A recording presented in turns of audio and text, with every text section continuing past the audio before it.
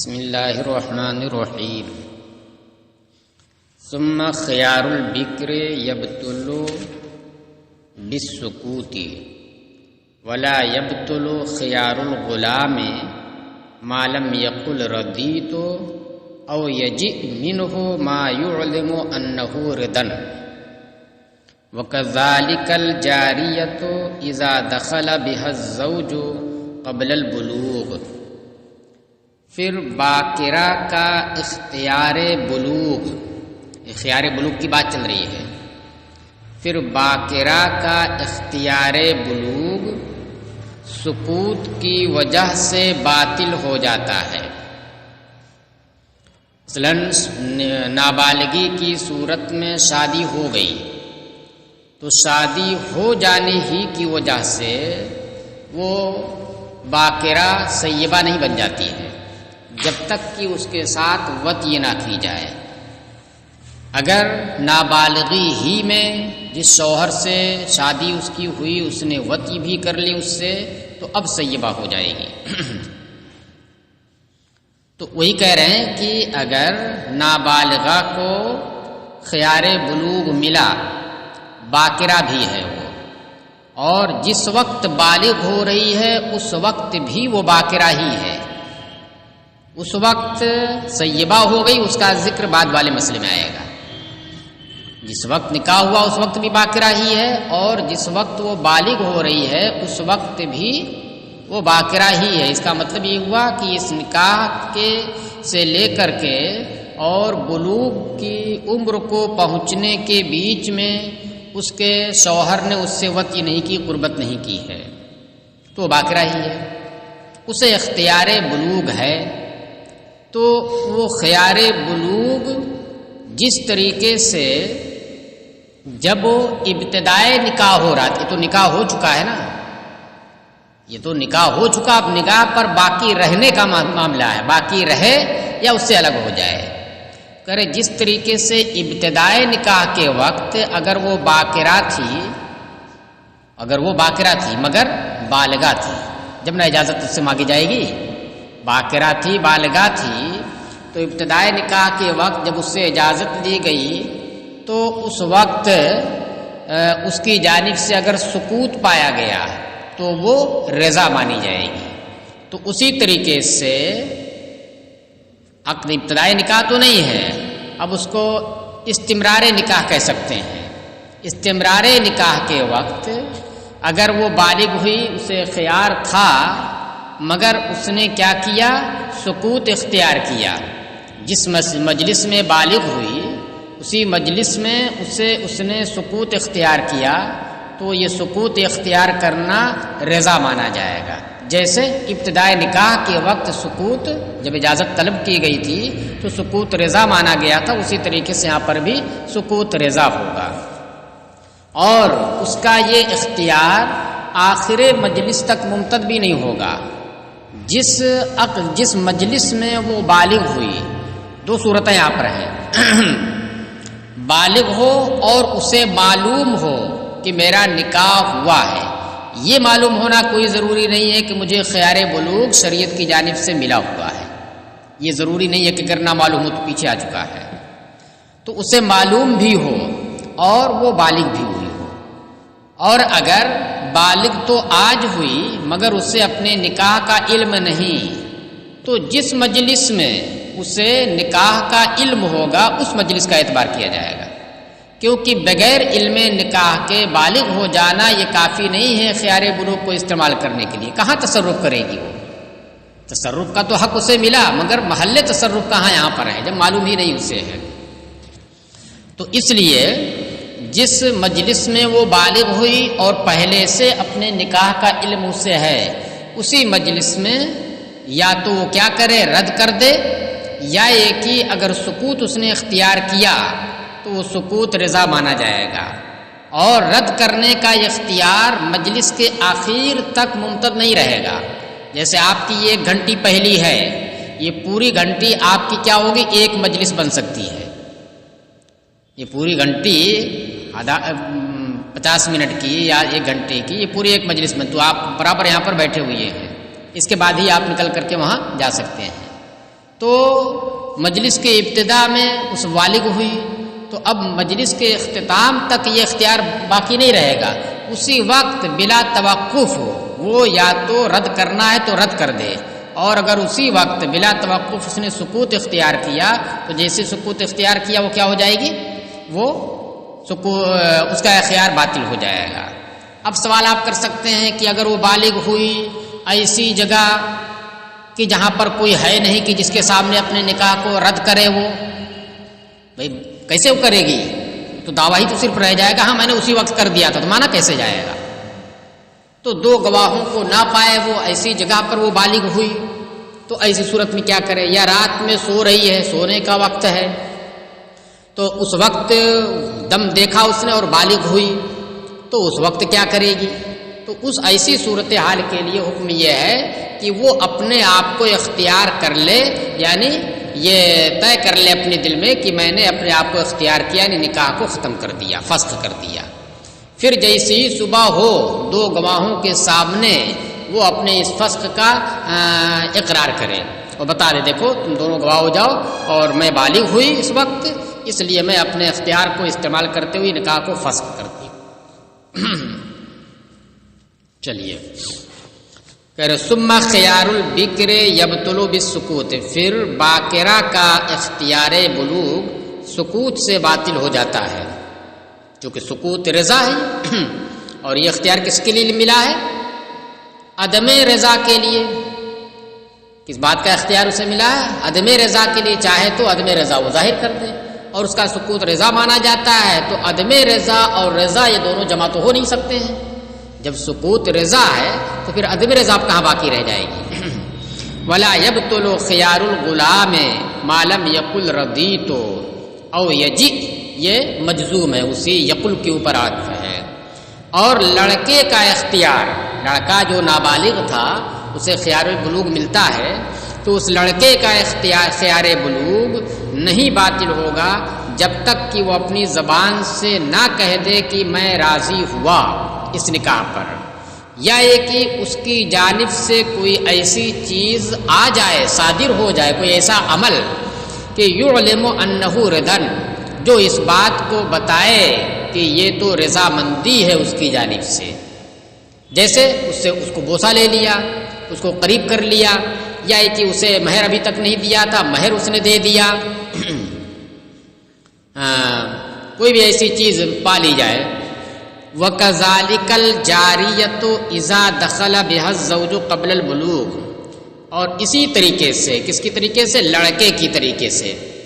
لڑکے کا سکوت رضا نہیں مانا جاتا ہے، اسی طریقے سے وہ لڑکی، یہ غلام کے مقابلے میں جاری آیا ہے، بادی نہیں لڑکی، وہ لڑکی جب کہ شوہر نے بلوغ سے پہلے اس سے دخول کیا ہو تو اب وہ سیبہ ہو گئی، تو اس کا بھی حکم یہ ہے کہ سکوت رضا نہیں ہوگا، اور اس کا یہ خیار باطل نہیں ہوگا جب تک کہ وہ زبان سے کہہ نہ دے کہ میں راضی ہوں، یا کہ اس کی جانب سے کوئی ایسی چیز پا لی جائے کہ جس سے رضامندی سمجھ میں آئے۔ اعتباراً لہذه الحالت باعتبار بحال ابتداء النکاح، اس حالت کا قیاس ابتدائے نکاح کی حالت پر کرتے ہوئے، جیسے ابتدائے نکاح کے وقت اگر کوئی سیبہ ہے تو آپ نے اجازت اس سے طلب کی تو خاموش رہنا رضامندی نہیں ہے جب تک کہ زبان سے نہ کہہ دے کہ ہاں میں راضی ہوں، یا کوئی ایسا عمل نہ پایا جائے۔ اسی طریقے سے لڑکے کا بھی معاملہ ہے کہ لڑکے سے اگرچہ اس سے پہلے اس کی شادی ودی نہیں ہوئی ہے، اس کے یہاں سیبہ باکرہ کا اصطلاح چلتی نہیں ہے، تو اس کی جانب سے بھی جب تک کہ وہ زبان سے کہہ نہ دے یا کوئی عمل نہ پایا جائے، تو جیسے ابتدائی نکاح میں تھا اسی طریقے سے بیچ نکاح میں بھی ہوگا۔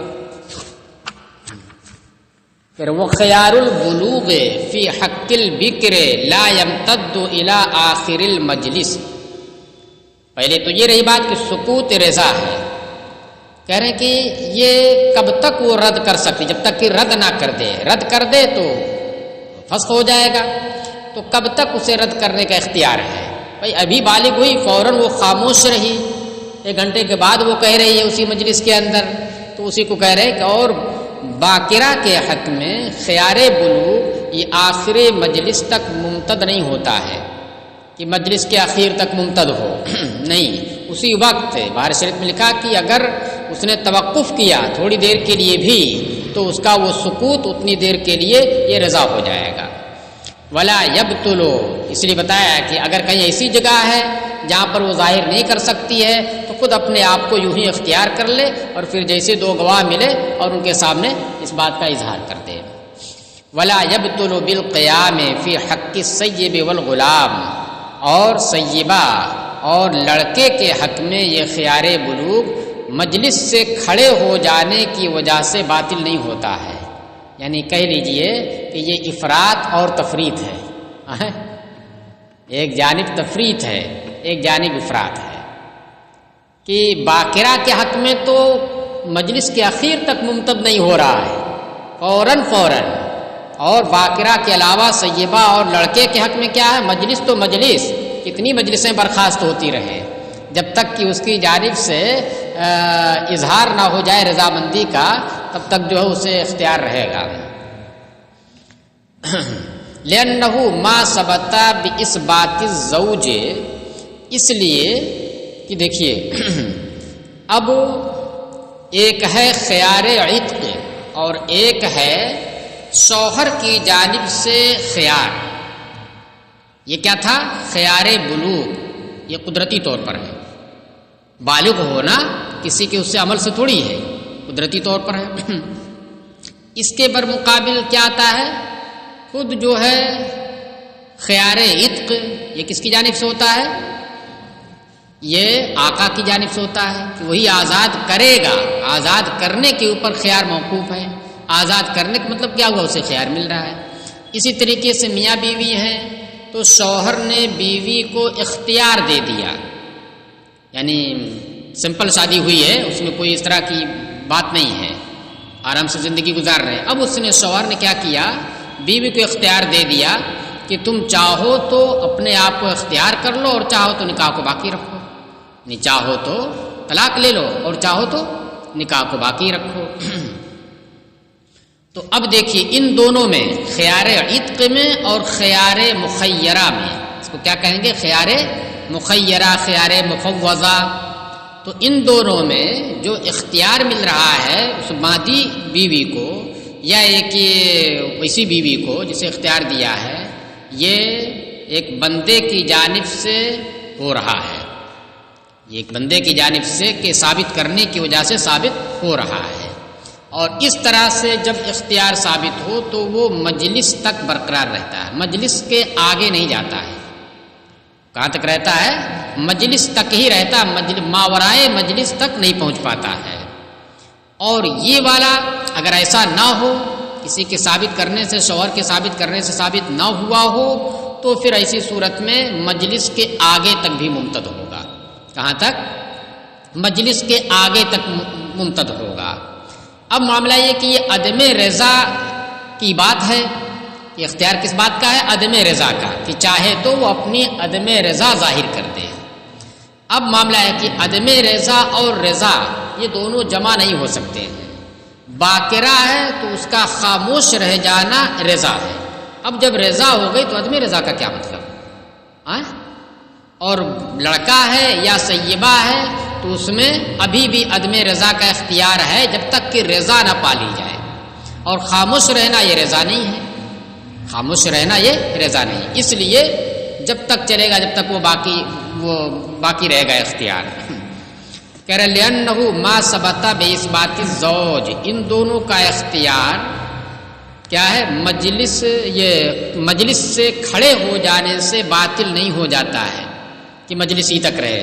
کہہ رہے لأنہ ما ثبت بإثبات الزوج، اس لیے کہ یہ خیار بلوغ ان دونوں کے حق میں، شوہر یا کسی کے بھی حق میں، یہ خیار بلوغ شوہر کے ثابت کرنے سے ثابت نہیں ہوا ہے کہ شوہر نے مالک بنایا ہو کہ تم اپنے آپ کو اختیار کر سکتی ہو، چاہو تو جدا ہو جاؤ، چاہو تو میرے ساتھ رہو، ایسا نہیں ہوا ہے، بلکہ کس وجہ سے ہوا؟ بل لتوہم الخلل، بلکہ خلل کے وہم ہونے کی وجہ سے ہے یہ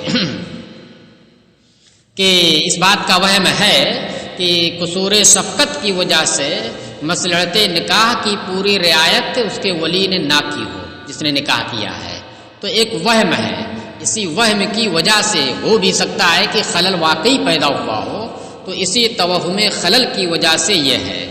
فإنما يبطل بالرضاء، تو یہ باطل ہو جائے گا رضا سے۔ کیسے باطل ہوگا؟ رضا سے باطل ہوگا، جب تک کہ رضا مندی نہ ہو یہ اختیار رہے گا۔ غیر ان سکوت الرضا سکوت البکر رضن بخلاف خیار العتق، مگر یہ کہ باقرہ کا سکوت ہی رضا ہے، تو ساکت ہو جانے سے اس کا خیار باطل ہو گیا، رضا مندی ہو گئی، برخلاف خیار عتق کے۔ خیار عتق کے کہ خیار عتق جو ہوتا ہے یہ توہم خلل کی وجہ سے نہیں بلکہ آقا کے ثابت کرنے سے ہوتا ہے۔ آقا نے اسے آزاد کیا جب نہ اختیار ملا اسے، لأنہ ثبت باثبات المولا، کیونکہ یہ خیار عتق آقا کے ثابت کرنے سے ثابت ہوا ہے، اور وہ ہے کیا ثابت کرنا اس کی جانب سے؟ وہو العتاق، اور وہ اس کی جانب سے آزاد کرنا ہے۔ فیعتبر فیہ المجلس، لہذا اس خیار میں یعنی خیار عتق میں مجلس کا اعتبار کیا جائے گا۔ مجلسی، جب کسی بندے کی جانب سے اختیار دیا جائے، تفویض کیا جائے، تو وہ مجلس تک برقرار رہتا ہے۔ کما فی خیار المخیرت، جیسا کہ وہ اس بیوی کے اختیار میں جسے طلاق کا اختیار دیا گیا ہو، المخیرہ یعنی وہ بیوی جسے طلاق کا اختیار دیا گیا ہو۔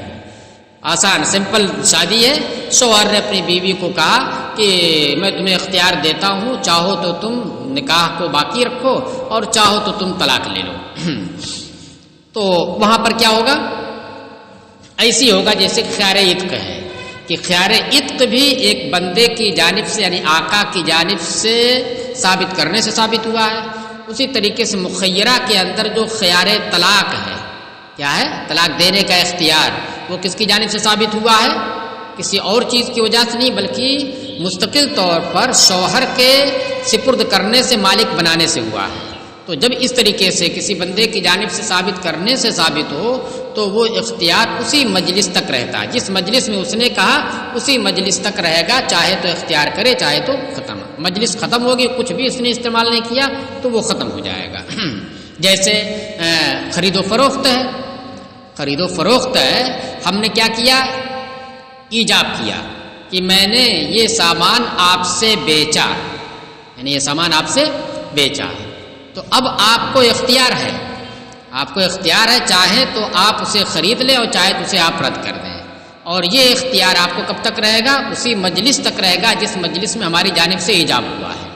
اب آپ نے اختیار نہیں کیا، اٹھ کے چلے گئے باہر، اور اس کے بعد پھر جو ہے کہہ رہے ہیں کہ جو آپ نے کہا تھا نا ٹھیک ہے میں نے خرید لیا، تو اب صحیح نہیں ہوگا، اب پھر میں کہوں گا ٹھیک ہاں میں نے بیچ لیا، تب ایجاب و قبول ہوگا۔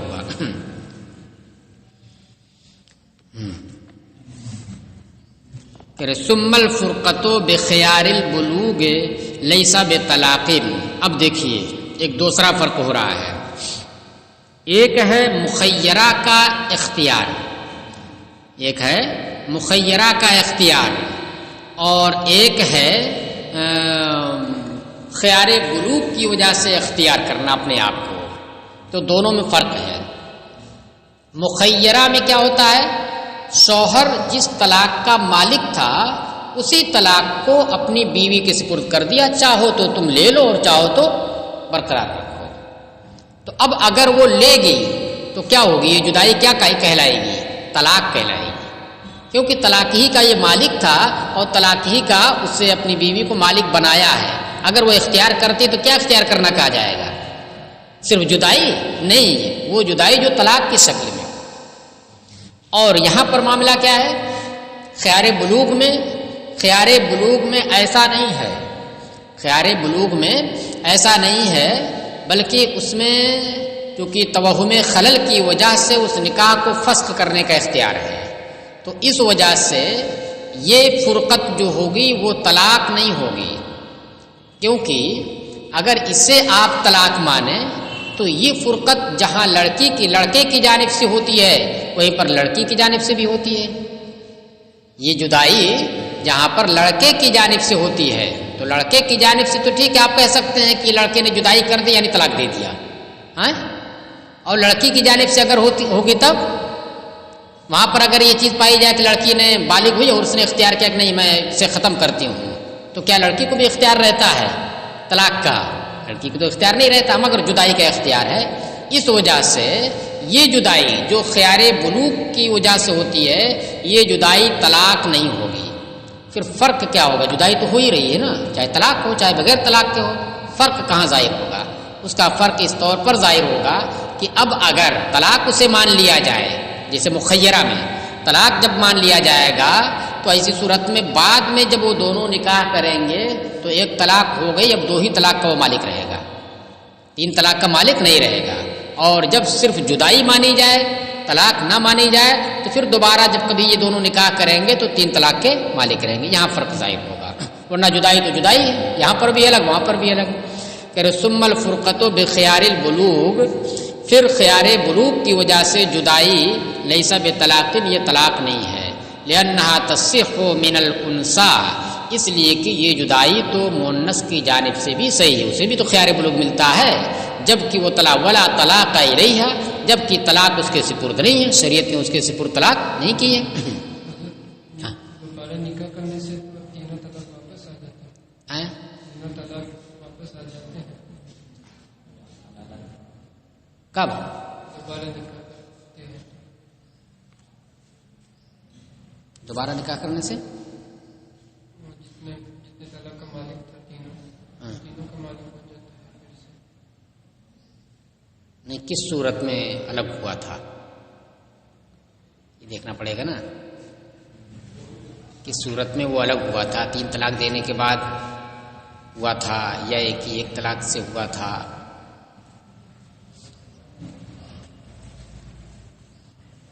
چلیے ہاں، تو غیر لینا تصیح، اس لیے کہ یہ فرقت مؤنث کی جانب سے بھی صحیح ہے، یہاں پر بھی رہتا تو اور زیادہ واضح رہتا، کیونکہ مذکر کی جانب سے صحیح ہے، مؤنث کی جانب سے بھی صحیح ہے، اور اگر اسے طلاق مانا جائے تو اس کا مطلب یہ ہے کہ مؤنث کی جانب سے بھی طلاق ہوتی ہے، حالانکہ ولا طلاق الیہا، جبکہ مؤنث کے سپرد طلاق نہیں ہے۔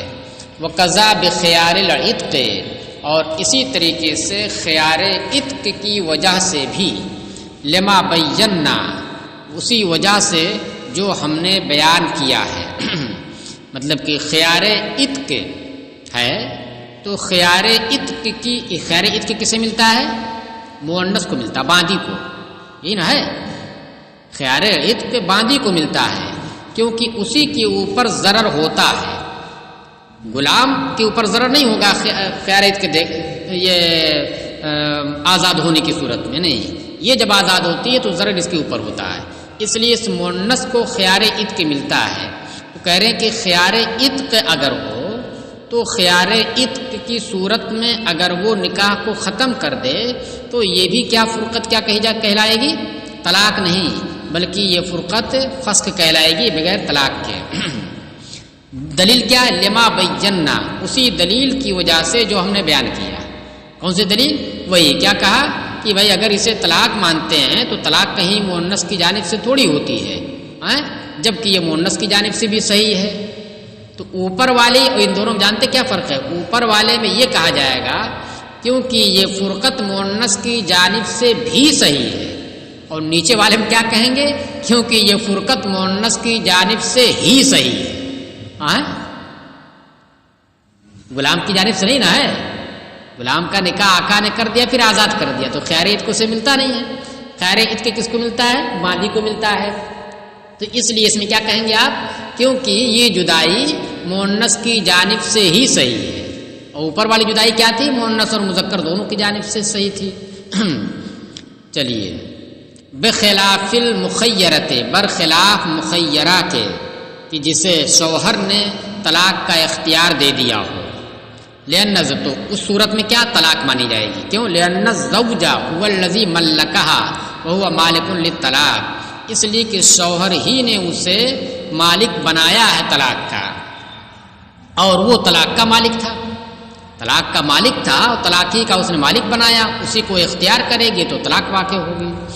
وَإِن مَاتَ أَحَدُهُمَا قَبْلَ الْبُلُوغِ وَرِثَهُ الْآخَرُ، اب دیکھیے، اب یہاں پر یہ مسئلہ ہے کہ بلوغ سے پہلے ہی ولی نے نکاح کر دیا ہے، ولی اقرب نے یا ولی ابعد نے، ولی اقرب نے کر دیا تب تو لازم ہی ہو گیا تھا، ولی اقرب نے کر دیا تھا، باپ دادا نے یا بیٹے نے، جب تو لازم ہو گیا تھا. لیکن ولی ابعد نے اگر کیا تب یہ مسئلہ ہے کہ بعد میں اسے خیار بلوغ ملے گا، کیونکہ توہم خلل ہے، اس کی تلافی کے لیے اسے خیار ملتا ہے. تو اب اگر ولی ابعد نے نکاح کر دیا اور دونوں نابالغ ہیں اور نابالغی کی صورت میں ہی ان میں سے کوئی ایک انتقال کر گیا، کوئی ایک انتقال کر گیا، تو اب مسئلہ یہ آئے گا کہ آیا ان دونوں کا رشتہ آپس میں بیاہ بیوی مانا جائے انتقال کے وقت یا نہ مانا جائے، کیونکہ بلوغ کے وقت انہیں اختیار تھا، ابھی بلوغ کی عمر کو نہیں پہنچے، اختیار تھا انہیں. تو اب آیا اگر زوجین زوجیت کا رشتہ مانتے ہیں تو پھر اس کا مطلب یہ ہے کہ میاں کا انتقال ہوا یا بیوی کا انتقال ہوا ہے، تو پھر مسئلہ وراثت کی روح سے جو اس کا حق بنتا ہے اس حساب سے اسے ملے گا.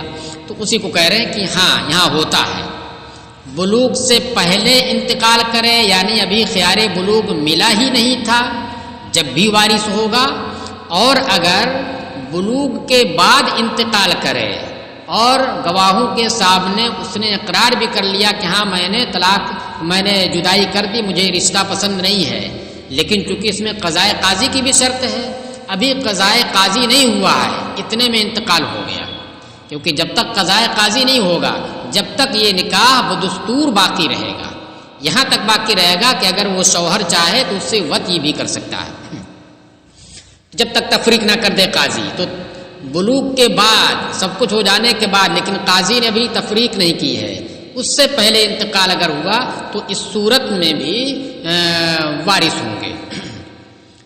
پھر وَإِن مَاتَ أَحَدُهُمَا قَبْلَ الْبُلُوغِ، اور اگر ان دونوں میں سے کوئی ایک بلوغ سے پہلے مر جائے، وَرِثَهُ الْآخَرُ، تو دوسرا اس کا وارث ہوگا. وَكَذَا إِذَا مَاتَ بَعْدَ الْبُلُوغِ قَبْلَ التَّفْرِيقِ، اور اسی طریقے سے اس صورت میں بھی وارث ہوگا جبکہ قاضی کی جانب سے تفریق سے پہلے اور بالغ ہونے کے بعد مر جائے. بالغ تو ہو گیا، سب کچھ ہو گیا، لیکن ابھی قاضی کے ہاں معاملہ پینڈنگ ہے اور اس کی جانب سے تفریق نہیں ہوئی ہے، اتنے میں انتقال ہو گیا، تو یہ مانا جائے گا کہ بیوی یا شوہر ہو کر کے انتقال ہوا ہے، تو جو حصہ بیوی یا شوہر کا ملتا ہے اس حساب سے وہ وارث ہوں گے. لأن اصل العقد، کیوں آخر ایسا ہے؟ لأن اصل العقد صحیح، اس لیے کہ اصل عقد تو صحیح ہے، جو اس ولی ابعد نے کیا ہے وہ عقد کیا ہے؟ صحیح ہے. والملک الثابت به انتہا بالموت، تو ٹھیک ہے اصل عقد تو صحیح ہے، لیکن جب موت واقع ہو گئی تو نکاح تو ختم ہو گیا نا، نکاح کیا ہے؟ ختم ہو گیا، تو اب کہاں میاں بیوی رہ گئے؟ کہہ رہے کہ ہاں اصل عقد صحیح ہے، اور وہ ملک بضاعت جو اس نکاح کی وجہ سے ثابت تھا، وہ ملک بضاعت جو اس نکاح کی وجہ سے ثابت تھی، انتہا بالموت، وہ موت کی وجہ سے اپنی انتہا کو پہنچ گئی. دیکھیے ایک ہوتا ہے کسی چیز کا اپنی انتہا کو پہنچ جانا، انتہا کو پہنچنے کا مطلب کیا ہوا کہ اب اس کے بعد اس کے اندر وہ چیز نہیں رہے گی، ختم ہو گئی، اب آگے ممکن بھی نہیں ہے. اور ایک ہے منقطع ہو جانا، تو منقطع ہونے کا مطلب کیا ہوا کہ ایک سے منقطع ہوا لیکن ابھی وہ ملکیت کا محل ہے. یہ کب ہوتا ہے؟ طلاق والی صورت میں ہوتا ہے. شوہر نے اپنی بیوی کو طلاق دے دی تو اس طلاق کی وجہ سے نکاح منقطع ہوا ہے، نکاح اپنی انتہا کو نہیں پہنچا ہے. انتہا کو پہنچنے کا مطلب کیا ہوا کہ اب اس کے اوپر کسی کو ملکیت بضاعت نہیں مل سکتی، اب وہ محل نہیں رہ سکتی، حالانکہ محل ہے وہ، اس سے طلاق کے بعد دوسرے سے نکاح اس کا جائز ہے. اور موت والی صورت میں کیا ہوتا ہے؟ اب وہ محل نکاح ہی نہیں رہے گی. جب محل نکاح ہی نہیں رہے گی تو موت کی وجہ سے وہ ملک بضاعت جو شوہر کو پہلے والے نکاح سے ثابت تھی وہ کیا کہلائے گی؟ منقطع نہیں، انتہا کو پہنچنے والی، یعنی اپنے انتہا کو پہنچ گئی، وہیں پر جا کر کے اب وہ ختم ہو گئی کہ اس کے آگے اب ہے ہی نہیں. کہ لأن اصل العقد، اس لیے کہ اصل عقد صحیح تھا اور وہ ملک جو اس عقد کی وجہ سے ثابت تھی، انتہا بالموت، وہ موت کی وجہ سے اپنی انتہا کو پہنچ گئی ہے. بخلاف مباشرت الفضولی، لہذا اپنی انتہا کو پہنچ گئے، اس کے آگے ہے ہی نہیں. تو بیوی ہو کر کے مری یا شوہر ہو کر کے وہ مرا ہے۔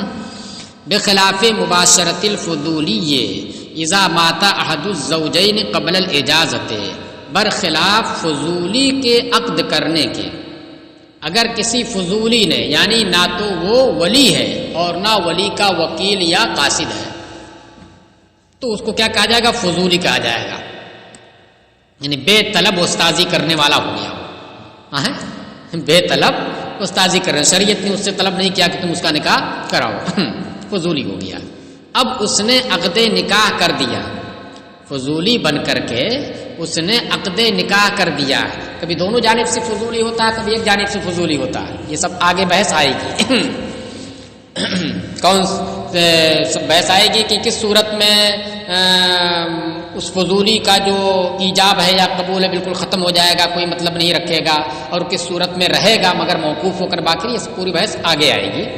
تو فضولی نے عقد نکاح کر دیا ہے، لیکن ان زوجین میں سے جن کا نکاح کیا ہے ان میں سے کسی نے اجازت دینے سے پہلے کسی کی وفات ہو گئی، اس کی جانب سے اجازت دے دیتا وہ تو پھر وہ نکاح اس کی جانب سے ہو جاتا، اجازت نہیں دی اور اجازت دینے سے پہلے انتقال ہو گیا، تو کہہ رہے ہیں کہ اس صورت میں چونکہ یہ عقد ابھی صحیح ہی نہیں ہوا تھا، یہ عقد کیا تھا؟ ابھی صحیح ہی نہیں ہوا۔ صحیح کب ہوتا؟ اس کی صحت موقوف تھی، کس کے اوپر؟ ان دونوں کی جانب سے اجازت پر، اور پہلی والی صورت میں کیا ہے؟ صحت موقوف نہیں تھی، استمرار موقوف تھا، اصل عقد تو ہو چکا تھا، اب بلوغ کے بعد وہ مستمر آگے بھی رہے گا کہ نہیں رہے گا یہ استمرار موقوف تھا، لیکن اصل عقد صحیح تھا، اور اس صورت میں اصل عقد ہی موقوف تھا، اجازت سے پہلے انتقال ہو گیا تو اس کا مطلب غیر صحیح ہو کر کے انتقال ہوا ہے، تو زوجین کا رشتہ بنا ہی نہیں دونوں میں۔ برخلاف فضولی کے عقد کرنے کے، مباشرت عقد کرنے کے، جبکہ زوجین میں سے کوئی انتقال کر جائے اجازت دینے سے پہلے تو وہاں پر وارث نہیں ہوگا، لأن النکاح ثمۃ موقوف، اس لیے کہ نکاح وہاں پر یعنی فضولی کے عقد کرانے والی صورت میں موقوف تھا، اس کے اوپر نکاح کے احکام بھی مرتب نہیں ہو رہے تھے، فیبطل بالموت، لہذا وہ موت کی وجہ سے باطل ہو جائے گا، جو کچھ بھی اس نے ایجاب و قبول کیا ہے وہ چونکہ ہوا میں تھا اور جیسے موت ہوئی تو وہ باطل ختم ہو جائے گا، ملک ثابت ہی نہیں ہوئی تھی۔ وہا ہونا نافذ، اور یہاں پر یعنی جب ولی آباد نے نکاح کرایا تھا تو وہ نکاح نافذ تھا، ایسا نافذ تھا کہ تصرفات بھی اس میں متحقق ہو رہے تھے کہ وہ اس سے وطی بھی کر سکتا ہے، فتقرر به، لہذا اب جب موت واقع ہو گئی تو موت واقع ہو جانے کی وجہ سے وہ اپنی انتہا کو پہنچ گیا، اور انتہا کو جب پہنچے گا تو پورے طور سے تام ہو کر کے انتہا کو پہنچے گا نا، اب اس میں ذرا بھی نقص نہیں رہ جائے گا، کہہ رہے ہیں فتقرر به، اس لیے اب موت کی وجہ سے وہ ثابت ہو گیا، مقرر ہو گیا، اب اس میں ذرا بھی اضطراب بھی نہیں رہ گیا۔ ولا ولایت لعبد ولا صغیر ولا مجنون، اب رہی بات کی ولایت کس کو حاصل ہے، اور ولایت نہ تو غلام کو حاصل ہے کہ وہ کسی کا نکاح کرائے، اور نہ نابالغ کو، اور نہ مجنون کو، پاگل کو، کیوں؟ لأنه لا ولایت لهم علی انفسهم، اس لیے کہ ان لوگوں کو خود اپنی ذات کے اوپر بھی ولایت نہیں ہے کہ اپنی ذات کے بارے میں تصرف کر سکیں، فاولا ان لا یثبت علی غیرہم، تو یہ زیادہ اس بات کے لائق ہے کہ ان کی ولایت دوسرے کے اوپر بھی ثابت نہ ہو، جب اپنے اوپر ثابت نہیں تو دوسرے کے اوپر بھی ثابت نہ ہونا یہ بدرجہ اولا ہے۔ اچھا ایک چیز تو یہ ہوگی، اصل تو یہی ہے، اب آگے بتا رہے وَلِأَنَّ هَٰذِهِ وِلَایَةٌ نَظَرِیَّةٌ، اور اس لیے بھی ان لوگوں کو ولایت نہیں مل سکتی کیونکہ یہ ولایت نظریہ ہے، شفقت اور مہربانی کرنے والی ولایت ہے۔ یہ ولایت کس لیے دی گئی؟ اس لیے دی گئی ہے تاکہ موقع سے اگر کوئی کف مل جائے، موقع سے اگر کوئی کف ملا، بھی یہ نکاح کی عمر کو نہیں پہنچے ہیں، یعنی بلوغ کی عمر کو نہیں پہنچے ہیں کہ ان کے اندر شہوت ہو، لیکن اس کے باوجود ولایت یہ دی گئی، یہ نکاح کرا سکتا ہے، کس وجہ سے؟ مہربانی کی وجہ سے، کہ ہر وقت چونکہ کف ملتا نہیں ہے تو اس وجہ سے یہ ولایت جو دی گئی ہے، کون سی ولایت ہے؟ ولایت نظریہ ہے، نظر کے معنی مہربانی، رحمت، مہربانی کرنے والی یہ ہے۔ اور ان لوگوں کے اندر کوئی مہربانی ہے ہی نہیں، یہ لوگ کیا کریں گے؟ بھائی پاگل ہے وہ کیا سمجھے گا کہ کفر ہے کہ غیر کفر ہے؟ اسی طریقے سے چھوٹا بچہ ہے، اس کو تجربہ ہی نہیں ہے، وہ بھی نہیں سمجھ پائے گا۔ ہاں غلام لے دے کر کے ایک بچتا ہے تو اس کے پاس موقع نہیں ہوگا، لیکن اگر موقع مل جائے تو پھر اب یہ دلیل نہیں چل پائے گی، وہ پہلی والی ہی دلیل رہے گی۔ جب وہ اپنے اوپر اختیار نہیں کر سکتا، تصرف کر سکتا ہے، تو دوسرے کے اوپر کیسے کر سکتا؟ بھائی ہو سکتا ہے کہ آقا نے اسے چھوٹ دے دی ہو، ٹھیک ہے آج جاؤ اس کا فلاں بچی کا نکاح کرنا ہے اور اس کو تمہیں اجازت ہے، جاؤ آج تمہیں کام نہیں کرنا ہے، ہاں بالکل فری ہو تم، تو موقع مل سکتا ہے نا صورت میں، لیکن اصل وہی وجہ ہے۔ لیکن ایسا کم ہوگا کہ آقا کا غلام ہو اور وہ جو اس طریقے سے دوسرے کے کام کے لیے اس طرح لگا دے اور ہمیشہ وہ اسی کے ساتھ رہے گا اور اسی کے کام میں رہے گا۔ ولا نظر فی التفویض الی ہؤلاء، اور اس وجہ سے بھی کہ ان لوگوں کو ولایت نہیں ہوگی کیونکہ یہ ولایت نظریہ ہے، مہربانی کرنے والی ولایت ہے، ذمہ داری ہے۔ ولا نظر فی التفویض الی ہؤلاء، اور ان مذکورہ لوگوں کو کے سپرد کرنے میں کوئی مہربانی نہیں ہے، کوئی نظر نہیں ہے۔ ولا ولایت لکافر علی مسلم، اور کسی کافر کو کسی مسلم کے اوپر ولایت نہیں ہے۔ لقولہ تعالی ولن یجعل اللہ للکافرین علی المؤمنین سبیلا، کیونکہ اللہ نے فرمایا کہ اللہ ہرگز کافر کو مومنین کے اوپر راہ نہیں دے گا، انہیں تسلط نہیں دے گا۔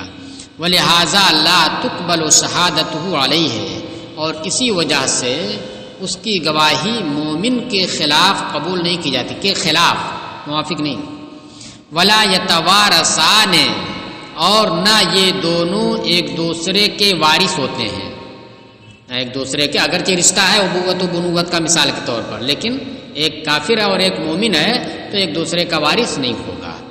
اما الکافر فیثبت له ولایت الانکاح علی ولدہ الکافر، ہاں رہا کافر تو اسے اپنے کافر اولاد کا نکاح کرانے کی ولایت ہے، وہ کر سکتا ہے، اسے ولایت حاصل ہے۔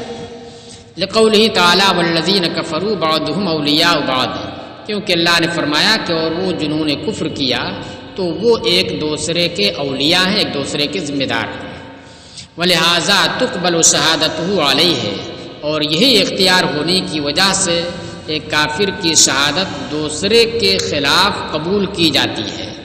ویجری بینہما التوارث، اور ان دونوں کے درمیان، ان دو کفار کے درمیان توارث بھی جاری ہوگا، ایک کا انتقال ہوا تو دوسرا اس کا وارث ہو سکتا ہے، ہوگا۔